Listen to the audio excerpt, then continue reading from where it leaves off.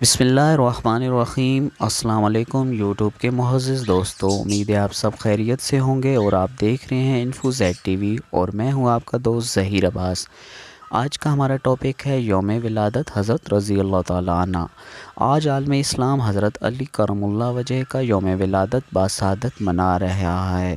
آپ پیغمبر اسلام حضرت محمد مصطفیٰ صلی اللہ علیہ وآلہ وسلم کے چچا زاد بھائی اور داماد تھے اور خلیفہ راشد چہارم تھے۔ حضرت علی کرم اللہ وجہ 13 رجب کو ہجرت سے 24 سال قبل مکہ میں پیدا ہوئے۔ آپ کی پیدائش سے متعلق تواریخ میں لکھا گیا ہے کہ آپ بیت اللہ کے اندر پیدا ہوئے۔ آپ کا شمار اسلام قبول کرنے والے اولین افراد میں ہوتا ہے۔ آپ کے والد حضرت ابو طالب اور والدہ جناب فاطمہ بنت اسد دونوں قریش کے قبیلہ بنی ہاشم سے تعلق رکھتے تھے اور ان دونوں بزرگوں نے بعد وفات حضرت عبد المطلب پیغمبر اسلام صلی اللہ علیہ وآلہ وسلم کی پرورش کی تھی۔ آپ کی پرورش یوں بھی مبارک تھی کہ وہ تمام کے تمام ایام دوران شیر خوارگی چھوڑ کر حضور اکرم صلی اللہ علیہ وسلم کے زیر سایہ رہی۔ وہ ایک لمحہ کے لیے بھی حضور ان کو تنہا نہیں چھوڑتے تھے۔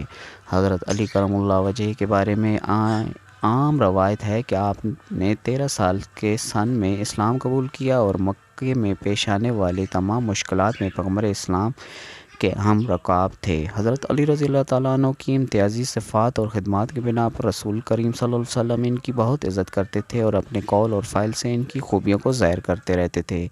جتنی مناقبت حضرت علی کرم اللہ وجہ کے بارے میں حدیث نبوی میں موجود ہے، کسی اور صحابی رسول کے بارے میں نہیں ملتی۔ وہ خدا اور رسول کے سب سے زیادہ محبوب تھے، یہاں تک کہ وہ مبارک کے واقعہ میں حضرت علی کرم اللہ وجہ کو نفس رسول کا خطاب ملا۔ حضرت علی رضی اللہ تعالیٰ عنہ کا عملی اعزاز یہ تھا کہ مسجد میں سب کے دروازے بند ہوئے تو علی کرم اللہ وجہ کا دروازہ کھلا رکھا گیا۔ جب مہاجرین و انصار میں بھائی چارہ کیا گیا تو حضرت علی رضی اللہ تعالیٰ عنہ کو پیغمبر نے اپنا دنیا و آخرت میں بھائی قرار دیا۔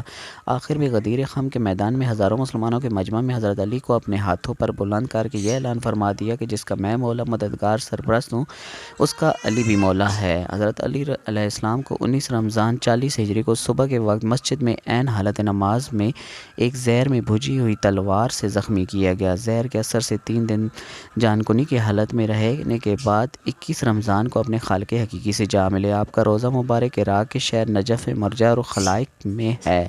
آپ کو ہماری ویڈیو پسند آئے اور لائک اور سبسکرائب ضرور کیجیے۔